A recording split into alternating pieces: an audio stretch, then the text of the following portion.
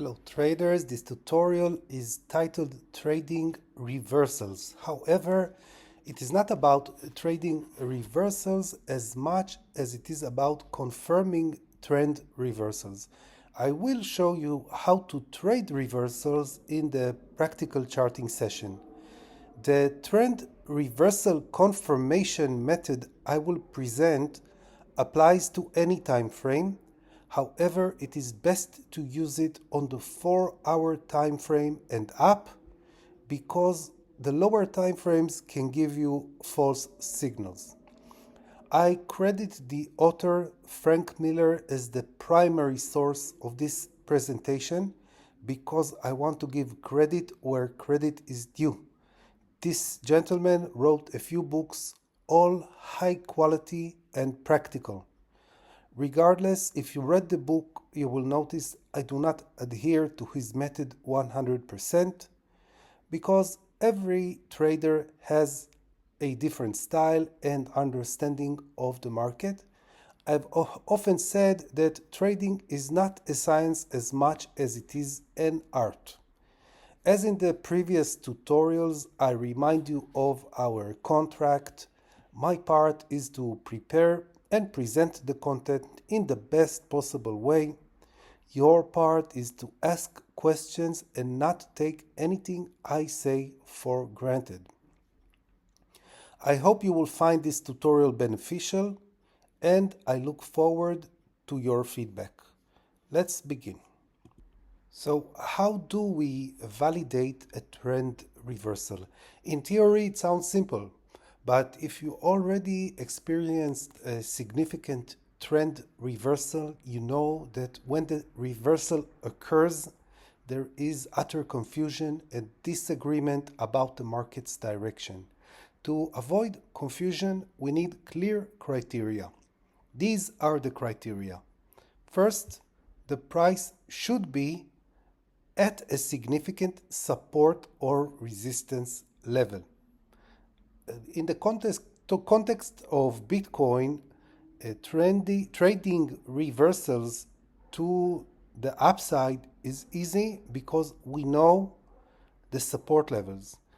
Considering the fact that we are going to be in price discovery territory very soon, we will have some difficulty identifying significant resistance levels and we will have to play it by ear. We will have to assess the situation as it develops. Second criteria is that there must be a shift in the market structure indicating a change from an uptrend to a downtrend or vice versa, and I will explain. Third criteria is that the candlestick pattern itself must indicate a clear signal of reversal in connection with the market structure analysis, and I will show you trend reversal patterns later. The first condition is that we have a primary support and resistance level. Do we always have a primary level? No. This is the difference between trading from theory books and trading in real life. In real life, you will not, the reversal itself will not always occur at the level that you expected, not to the up and not to the downside. Regardless, if you have the first condition, if you have price at a primary support and resistance level, you have a first criteria and trading becomes easier, okay? Because a primary price zone on the chart is where traders take profit targets, and this is where they set buy and sell orders. So ideally, this is where the turnaround will occur, and this is the first criteria or condition.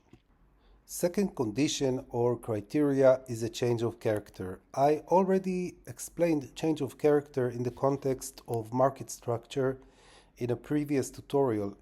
Here, what I mean by change of character is that if we are in an uptrend, we wish to see successive higher highs and higher lows to identify a sustainable trend.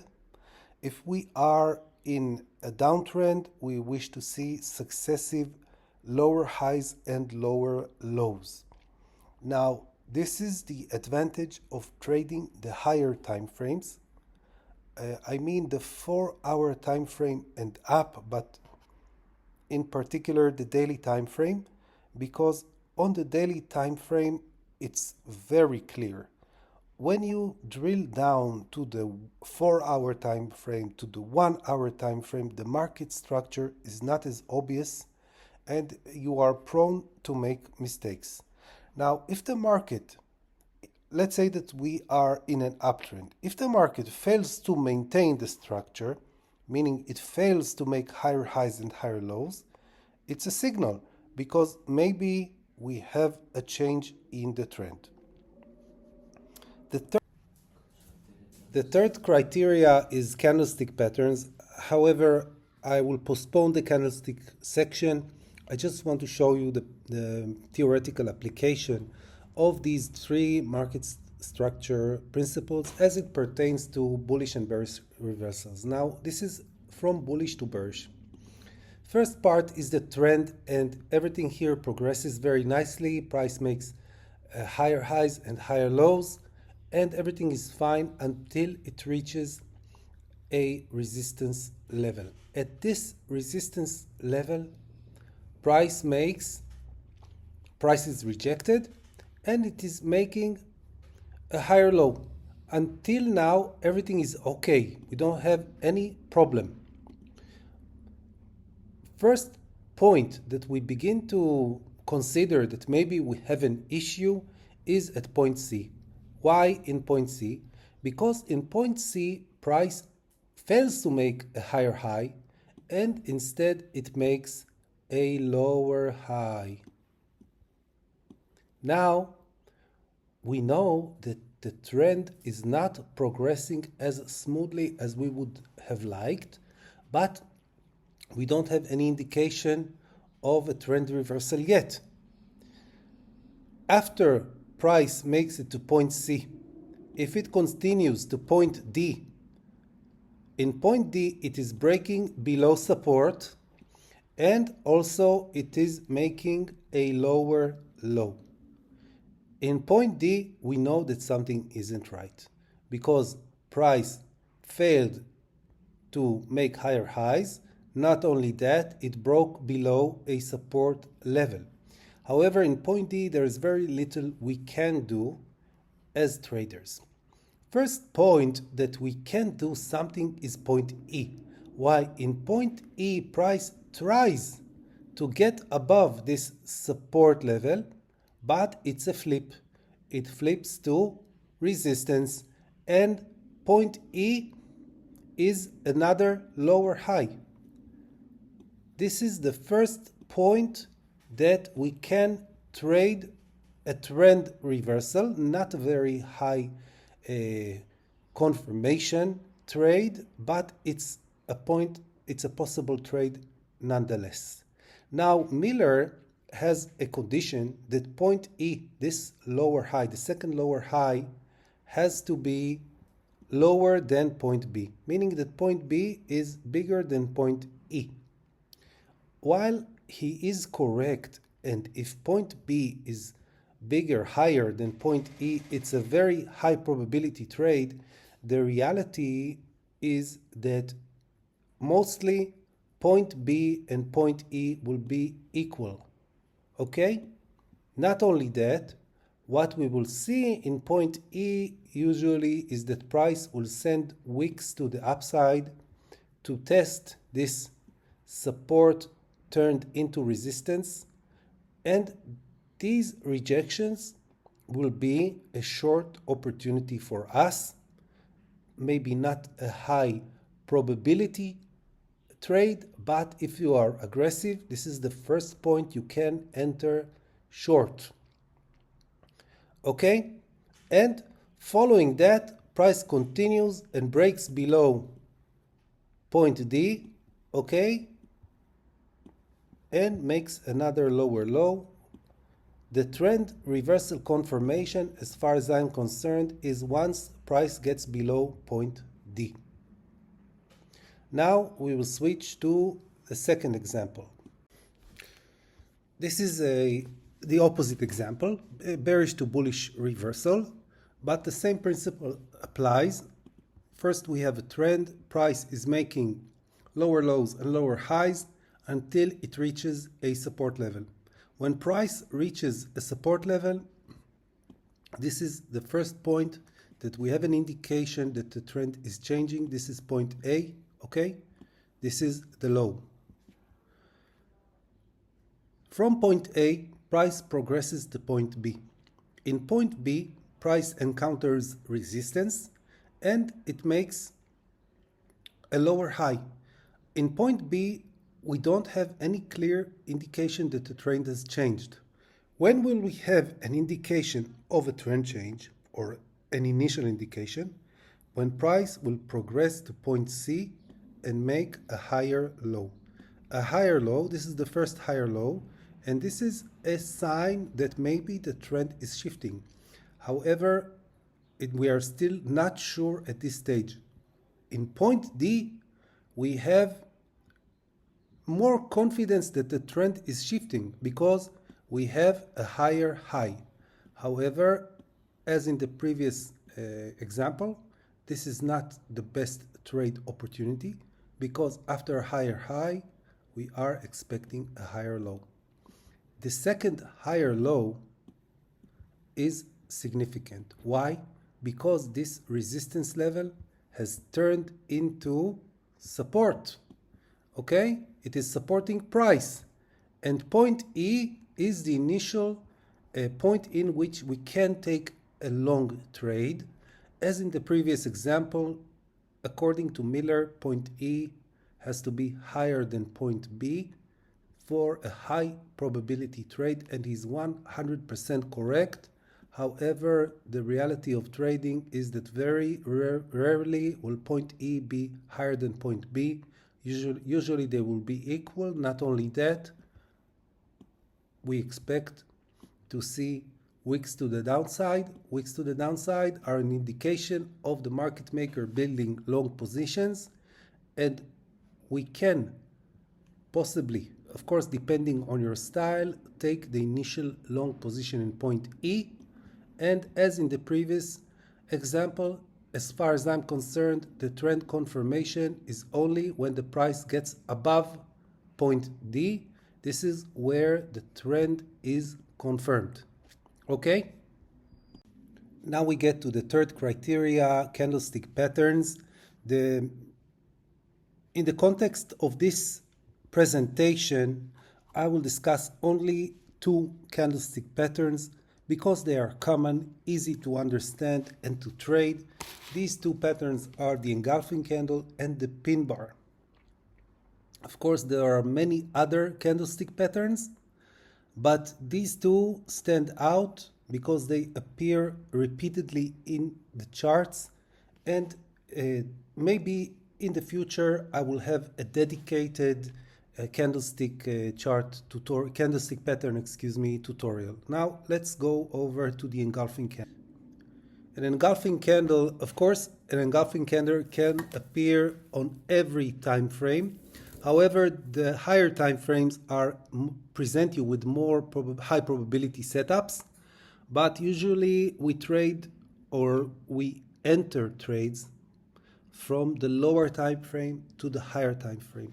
Here you can see a very nice example of a pin bar followed by an engulfing candle, and at a support, this was the 38.5K level.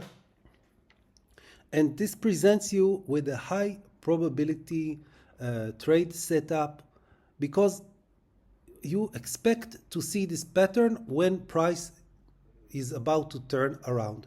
Now, an engulfing candle has to engulf the previous candle, the previous candle's body, but it is strongest if it is engulfing the candle before that and before that. The more it engulfs, the stronger it is. You can see that here this engulfing candle is engulfing the whole bottom structure, which makes it a high probability trade. The same applies to a trend reversal to the downside. You can see this is not a pin bar, but you see a rejection from a resistance level. The wick represents a rejection, and the following candle is a very strong candle, which indicates that the trend is possibly shifting. Of course, you have to confirm the candlestick pattern with the market structure, but if you are an aggressive trader, you can enter a trade based on this candlestick pattern. Of course, it depends on your style. This is the 49K level, and we did have a strong rejection from 49K to 38.5K. The second high probability candlestick pattern is the pin bar candle. The pin bar is not really a pattern, it's a one candle. The important thing about a pin bar is that it has to reject from an established resistance level, or in the case of a bullish pin bar, from an established support level. Also, the wick has to be at least 2 times bigger than the candle body. Now, there is one important point to consider when we are talking about pin bars, or when we are talking about wicks, is that usually the wicks are recovered at least to the 50%, meaning that if you have a pin bar with a huge wick, you can almost rely on the market maker to recover at least 50% of this wick, and this gives you a very nice possible trade setup. For example, let's say that this is a resistance level and you had a pin bar, a bearish pin bar. Now, let's say that you missed this entry. You can possibly place a sell order at the 50% of the wick with your stop loss above the wick, and you can trade this as your first short entry. Now pay attention, we are talking about shorting the absolute market high, and it doesn't go without its risks. There are risks involved. I will make a dedicated tutorial about how to short this, but it's not something that I would tell a trader that he is not very experienced, or even if he's just a confirmation trader, that's not exactly a practice that I would recommend. Now, as far as we are talking about market structure, the pin bar at the top or at the bottom is just the initial confirmation of possibly a trend reversal. However, to confirm the trend reversal, we already said that we would like to see, in the case of a bearish to bullish, we want to see 2 higher lows and 1 higher high, and in the opposite example, bearish to bullish, we want to see 2 lower lows and 1 lower high to confirm a trend reversal. Here we are only discussing the candlestick pattern, which is one of the 3 market structure principles. Now this brings the theoretical part to an end, and now we will discuss practical examples of how you could use this trend reversal technique to take actual trades. Traders, this is a practical charting session. In this practical charting session, I will show you how to utilize Miller's market structure principles to achieve a high probability trade entry. We are talking about a trend reversal on the 1 hour time frame from a bearish trend to a bullish trend. Now, the first principle involves an established support and resistance level, and the 38.5K is or was an established support level. So the first market structure principle is here. Second market structure principle involves a candlestick pattern that displays a trend reversal. Here we have a beautiful example of a pin bar followed by a bullish engulfing pattern. So the second market structure principle is also present. Now we need to follow the market structure to confirm a trend reversal. You can see we have a low, a high, higher low, higher high, higher low. By here, when price reached this level, you could already say that the trend reversal is confirmed. However, if you want to be extra sure, you can wait for another higher high. And when price reached this level, the 40,350, we were already 100% confirmed a trend reversal. Now we need to wait for the following higher low to enter. And here you can see the difference between real life and theory or trading books. Because we didn't get a higher low, we got an equal low, which is just as well. You could have entered here. The only problem would have been the placement of the stop loss, because I wouldn't place my stop below this low. I think it's too much. But you needed to give this trade some breathing room, especially considering that we were already forming a range here. This could have been an entry, 39,500, and we all know where Bitcoin is right now, so it could have been a very good entry. A second entry to add to your position or to enter could have been at the breakout, but in that case, you needed to give your trade a lot of breathing room, because you needed to place a very wide stop loss to not get stopped out for nothing. This is not maybe my preferred entry. This is a very good entry, and this is the first example. The second practical charting example will be on the weekly time frame. I mentioned in the presentation that trend reversals, especially market tops and market bottoms, are very confusing. If you were here, you remember that there were a lot of people calling for much lower Bitcoin, and for people who wanted to invest their money into Bitcoin, it was a point of uncertainty. So let's review this chart according to the market structure principles. First, market structure principle involves an established support and resistance level. Now, the 15.5 or the 15K level was support. However, it wasn't the level that everyone was expecting.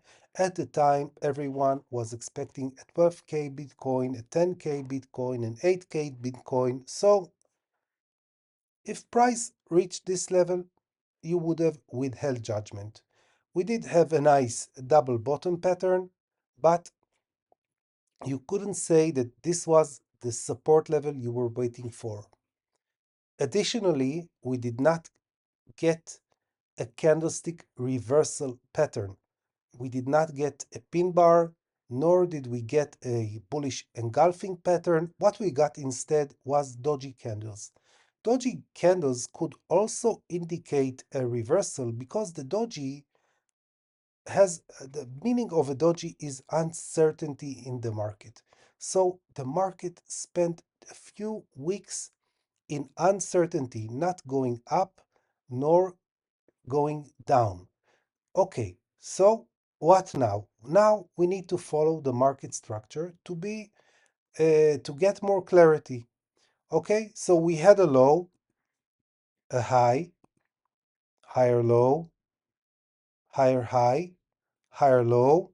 By May of 2023, I think you already had enough certainty or enough uh, price action history to understand that the trend has shifted. By then, Bitcoin already made 100% gain. So this could have been your entry at 25K. But let's say that you are timid and you want to go the extra mile to be sure. We did get a higher high. Yes, not very high, not a lot above this previous high, but a higher high nonetheless. So we already had confirmation by June of 2023 that the market structure shifted and we are bullish. Now, what you needed to do is to wait for a higher low. We didn't get a higher low, but we got an equal low. Again, doji candles, which present us with indecision, but this could have been your entry, or on October of 2023, when price made it to 27K, this engulfing candle could have been your confirmation, and you could have taken a long position at this point. Okay, this technical charting session will be on the daily chart, and I chose the November 2021 all-time high and the reversal. Now, you are already familiar with the Wyckoff theory. And because you are familiar with the Wyckoff theory, you already, if you were applying the Wyckoff principles, you would have already understood that the trend is about to change. However, in this example, we will only examine the market structure according to Miller's three market structure principles. First principle applies to an established support and resistance level. Here we didn't have the easiest example because 69K was price discovery.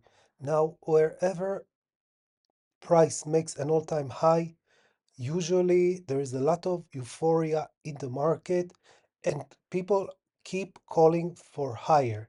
So we cannot say in this regard that 69K was an established resistance level. However, if we apply the Wyckoff principles, we know that this was the buying climax at 67K,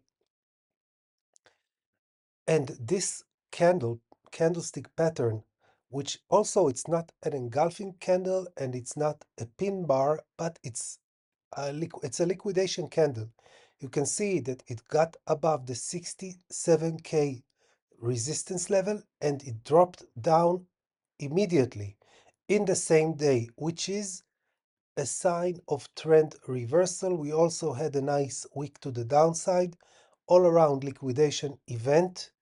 This candlestick pattern also is a warning sign. It tells you that maybe the trend is about to change. But we still need to confirm everything with the market structure. So let's take our knowledge of market structure and try to confirm. We have a high, low, lower high. This is already a point of warning. Lower low, second lower high. By now, you should understand that something isn't right. But let's say that you want to be extra sure, you had this lower high to confirm a trend change. What would you do then to enter a short trade? You would wait for the third lower high and enter at the third lower high.